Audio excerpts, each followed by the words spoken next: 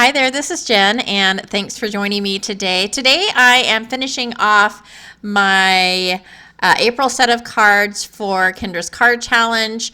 If you will remember, I did an intro video to the challenge, which started at the beginning of April with card number 5 or sketch number 5, and I will leave that video linked below if you're interested in seeing that. So this video is going to be the remaining 14 cards.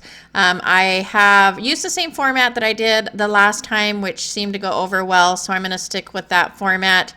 And we'll go ahead and get started with the first card.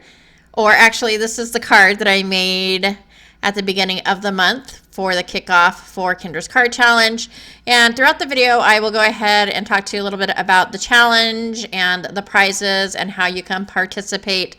And I'll also probably play a little bit of music because while I am not actually putting the cards together on screen because this video would be super long, I am showing kind of the process of putting the card together, and then off screen I will go ahead and adhere everything so you know how to sit and watch all of that. But this is going to be sketch number 1.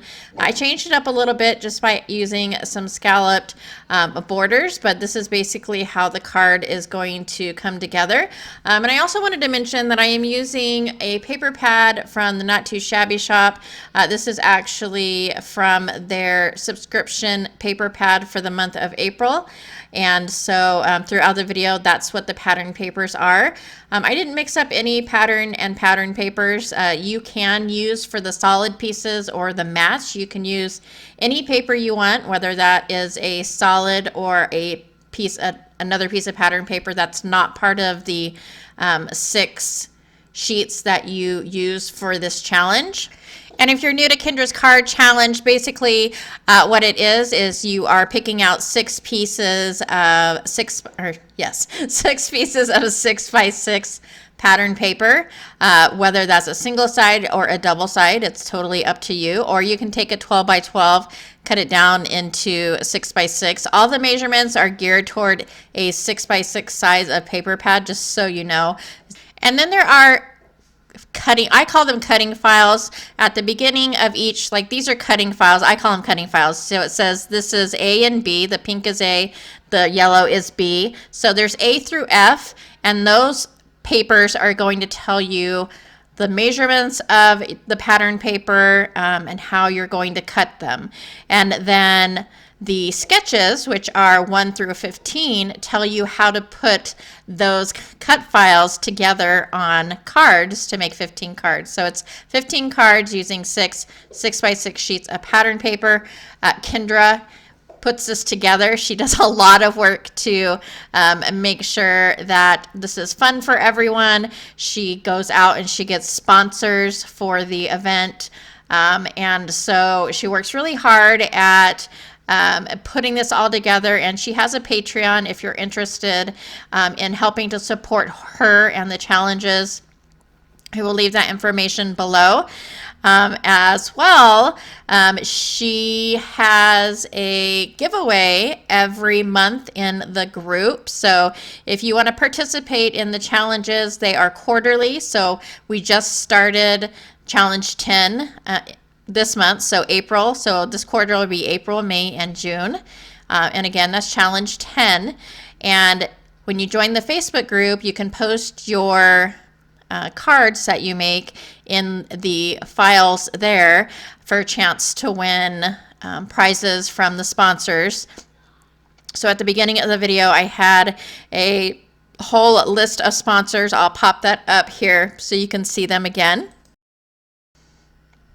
And so it really is a lot of sponsors or a lot of prizes given away when the quarter first releases, which is on the 2nd of the month. So the next quarter, which will be challenge 11, will start in July. There is a big giveaway at that point as well for the people that or the viewers that are participating in the hop and commenting on the videos.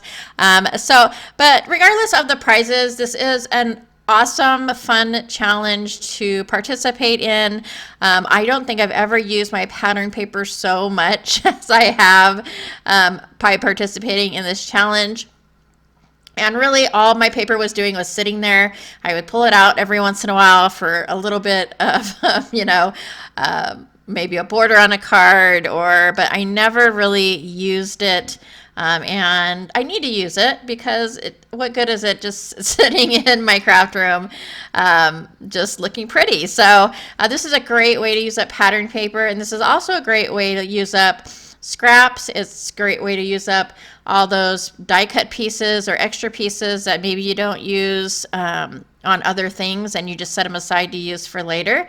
It's a great way to use ephemera if you want to make really fast, quick cards using the sketches along with an ephemera pack and pattern paper.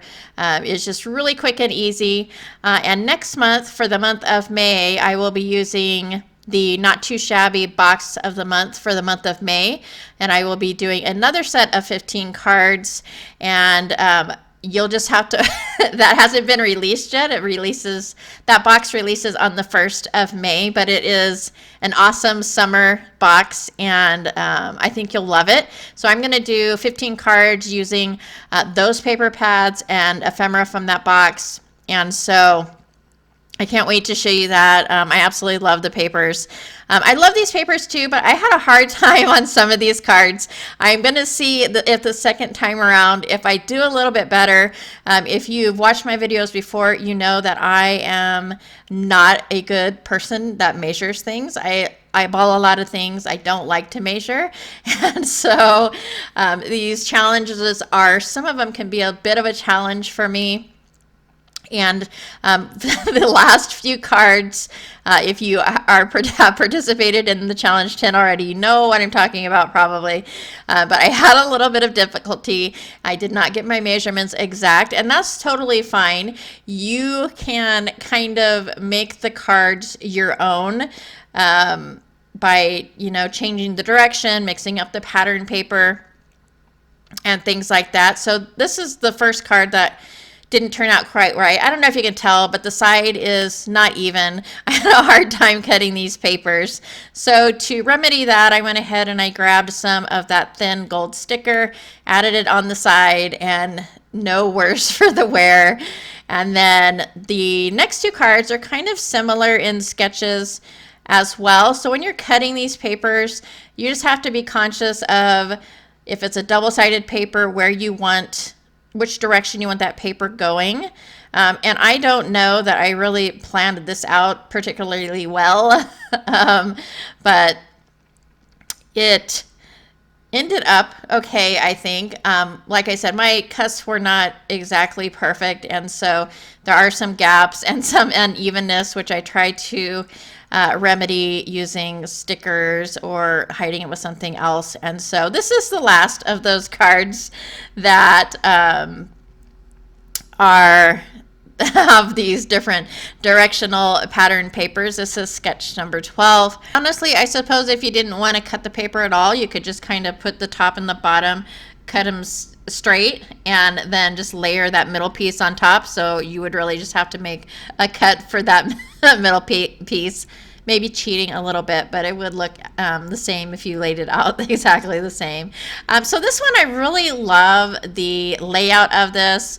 And again, my cuts are not perfect on this either. And I actually, when I glued this down or adhered this down, I started off too far to the left of the card, so I did have to trim it up along the right side so that there wasn't a huge gap. But now I'm just dry fitting it, but I really love the design because I like the way the patterns kind of alternate or like opposites. But this was a really fun one to make. And then as far as the 14th card, this one was super easy, just several strips of paper. I used some paper and some paper flowers for this one.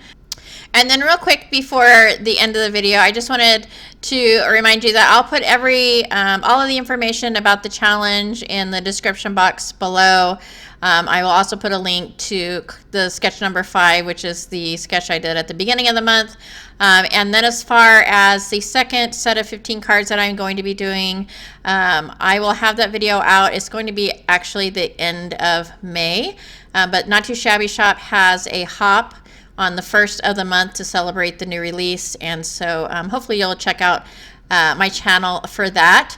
This very last card, I think I was just done at this point. I really wasn't thinking about what I was doing at all, and it's a very simple, easy layout, but I didn't create a mat, and this card has a mat, so you'll see that the pieces in the middle don't quite reach the edges of the paper because I don't have that mat, and I was like, I'm not making one. And so what I ended up doing was I ended up adhering all these pieces together, and so the back piece, the strip, I adhered it, and then I was like, okay, I got to cover up that big gap. And so what I ended up doing was adhering this piece as well, but I was supposed to put these strips diagonal on the corners, and I guess I could have tried to cut that, but it would have been probably difficult for me.